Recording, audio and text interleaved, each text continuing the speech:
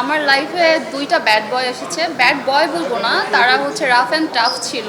And এই তো আমার ভালো লাগে রাফ অ্যান্ড টাফ, এর জন্য আমি আমার লাইফে এসেছেও হচ্ছে rough and tough. I am not bad boy, I am psycho. So আমার এই জিনিসটা খুব ভালো লেগেছে। সো এর জন্য আমি সেকেন্ড টাইম আবার এসেছি দেখার জন্য। মালিক আমি সেকেন্ড টাইম দেখছি অ্যান্ড আমার কাছে এতটাই ভালো লেগেছে যার কারণে আমি আবার সেকেন্ড টাইম এসে মালিক দেখলাম। আমার কাছে প্রথম থেকে শেষ পর্যন্ত যদি বলি মানে পুরো স্টোরিটাই ভালো লেগেছে, কিন্তু ওই মানে আরফিন শুভ আর বিদ্যাসিনা মিমের যে কেমিস্ট্রিটা ছিল ওইটা খুব ভালো লেগেছে। আর আমার হচ্ছে বরাবরের মতোই ব্যাড বয় ভালো লাগে। অ্যান্ড ওখানে একটা ডায়লগ বলছিল আরিফিন শুভ যে I am not bad boy, I am psycho. So আমার এই জিনিসটা খুব ভালো লেগেছে। সো এর জন্য আমি সেকেন্ড টাইম আবার এসেছি দেখার জন্য। আমার লাইফে দুইটা ব্যাড বয় এসেছে। ব্যাড বয় বলবো না, তারা হচ্ছে রাফ অ্যান্ড টাফ ছিল। অ্যান্ড এই তো আমার ভালো লাগে রাফ অ্যান্ড টাফ, এর জন্য আমি আমার লাইফে এসেছেও হচ্ছে rough and tough. Good boy এসেছে, অফকোর্স এসেছে। গুড বয় ভালো, ব্যাড বয় মানে ব্যাড বয় থেকে। কিন্তু আমার একটু বললাম না যে একটু ব্যাড বয় টাইপ ছেলে ভালো লাগে। অ্যান্ড হচ্ছে গিয়ে I am not bad boy, I am psycho.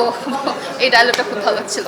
না ওগুলো ভালো লাগে না, ওগুলো যদি বলি ওটা পার্সোনালি ওগুলো ভালো লাগে না। এমনি যে মানে বিদ্যাসিনা মিমের সাথে যে কেমিস্ট্রিটা ওইটা খুব ভালো লেগেছে। মুভি তো মুভি, আসলে আমি এত কিছু চিন্তা করি নেই যে আমি আগে রকস্টার দেখবো পরে মালিক দেখবো, ব্যাপারটা এরকম ছিল না। আমি যেহেতু একজন অভিনেত্রী, আমি হচ্ছে ইন্ডাস্ট্রিতে কাজ করছি, তো সেই জায়গা থেকে আমার কাছে মনে হয়েছে যে আমি মালিক আগে দেখে দেন তারপর রকস্টার দেখবো।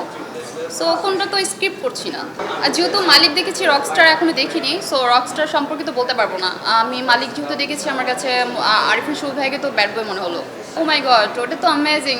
আমি রকস্টার এর জন্য তো আমি অনেক এক্সাইটেড। নেক্সট হচ্ছে রকস্টার দেখবো, তারপর ওইটা রিভিউ দিতে পারবো। এখন তো ওইটা আমি দেখিনি যেহেতু ওইটা নিয়ে আসলে বলতে চাচ্ছি না, মানে বলতেও পারবো না।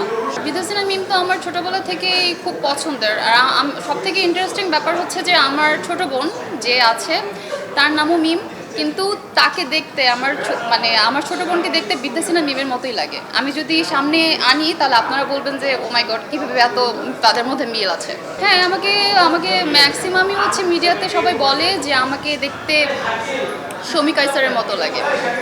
এটা আমি অনেক বেশি শুনেছি।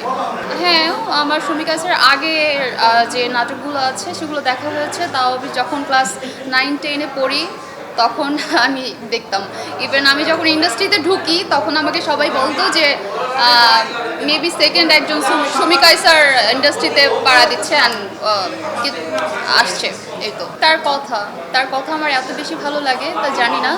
সে যে কথা বলে, অনেকে বলে যে আমি কথা বললে নাকি, অনেকে বলে, আমি জানি না, বলতে পারবো না যে শমী কায়সারের মতো কথা বলি।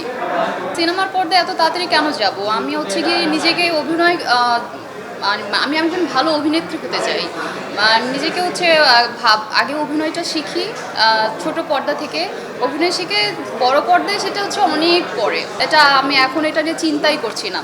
এখন আপাতত ওটিটিতে কাজ করছি অ্যান্ড হচ্ছে যে সিঙ্গেলে কাজ করছি, ওগুলো নিয়ে বিজি থাকতে চাই।